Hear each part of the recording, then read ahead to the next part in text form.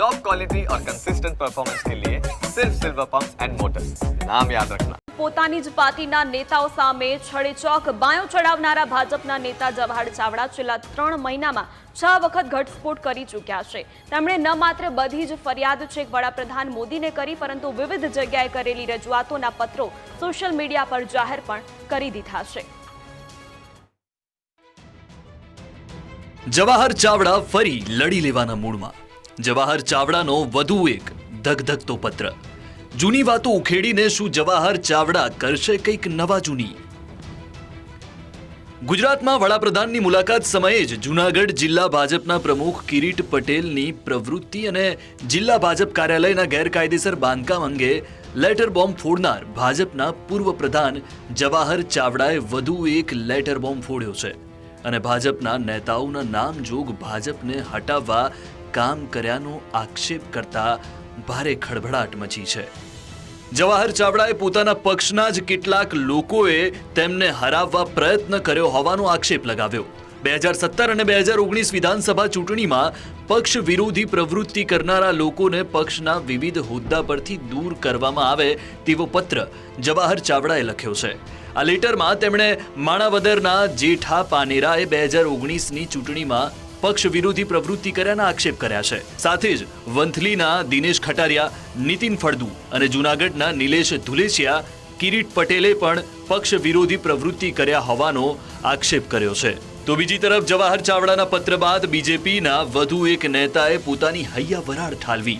જિલ્લા બીજેપીના પૂર્વ મંત્રી ઉમેદસિંહ રાઠોડે કહ્યું કે સિનિયર આગેવાનો કાર્યકર્તાઓને સાઇડલાઇન કરી દેવાયા છે। જૂનાગઢ જિલ્લાની અંદર ભારતીય જનતા પાર્ટીની અંદર આજે અનેક કાર્યકર્તાઓ, સિનિયર આગેવાન કાર્યકર્તાઓ સાઇડલાઇન થઈ ગયા છે। શું કરવાને? કાર્ય પદ્ધતિ બદલાઈ ગઈ છે। પેલા અમે ભારતીય જનતા પાર્ટીની અંદર કામ કરતા હતા ત્યારે અમે અમારા સિનિયરોને બધાને બોલાવતા હતા, વિશ્વાસમાં લેતા હતા, એની સાથે ચર્ચા કરતા હતા। આજે એ પદ્ધતિ બદલાઈ ગઈ છે। આજે કોઈ પણ સિનિયર કાર્યકર્તાઓને બોલાવવામાં આવતા નથી। જિલ્લાભરની અંદર અમારી પાસે અનેક સિનિયર આગેવાન કાર્યકર્તાઓએ રજૂઆતો કરેલી છે, હૈયાવરાળ કાઢતા હોય છે કે ભાઈ હવે આ આખી પદ્ધતિ બદલાઈ ગઈ છે। વડાપ્રધાન મોદીના જન્મદિવસ પર લેટર લખીને જવાહર ચાવડાએ જે રીતે કિરીટ પટેલ પર એકથી વધુ હોદ્દા પર રહીને ભ્રષ્ટાચાર આચરવાના આરોપ લગાવ્યા હતા, જે બાદ જિલ્લા ભાજપ પ્રમુખ કિરીટ પટેલ સામે આવ્યા અને જવાહર ચાવડાના આક્ષેપોનો જવાબ આપ્યો હતો। પાર્ટીને કોઈ પણ પ્રકારનું કોઈ બાબતથી નુકસાન નથી। જૂનાગઢ જિલ્લામાં ભારતીય જનતા પાર્ટીના આજે 4 ચૂંટાયેલા ધારાસભ્યો છે।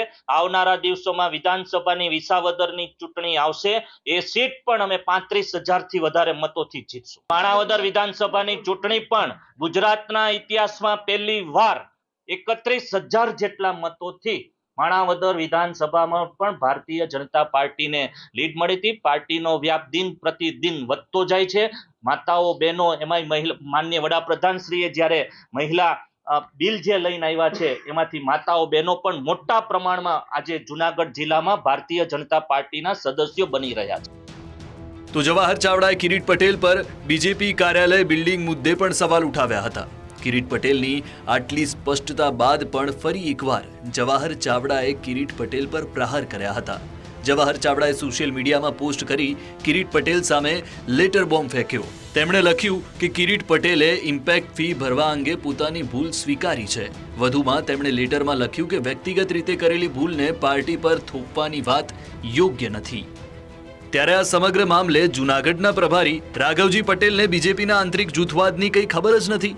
જૂનાગઢ વિવાદ અંગે સ્પષ્ટતા કરવાથી બીજેપીના પ્રભારી રાઘવજી પટેલ ભાગ્યા હતા અને ઉડાવ જવાબ આપતા તેમણે કહ્યું, મેં સમાચાર માધ્યમોમાં જોયું, એ સિવાય મને કંઈ જ ખબર નથી। તમે તો જાણો છો, જાહેર જિલ્લામાં જાહેર જીવનમાં આક્ષેપ અને પ્રત્યાક્ષેપો તો થતા રહે છે। એના કિરીટભાઈની સામેના જે કાંઈ આક્ષેપો થાય છે હું છાપામાં વાંચું છું, એ સિવાય મને વધારાની કોઈ માહિતી મારી પાસે નથી। મોવડી મંડળમાંથી કોઈ એક્શન લેવામાં આવશે? એ મારો વિષય નથી। ત્યારે શું આ સમગ્ર મામલો ભાજપમાં આંતરિક અસંતોષની નિશાની છે કે પછી જવાહર ચાવડા માટે હવે આ અસ્તિત્વની લડાઈ બની ગઈ છે તે જોવાનું રહ્યું. Bureau report, news capital.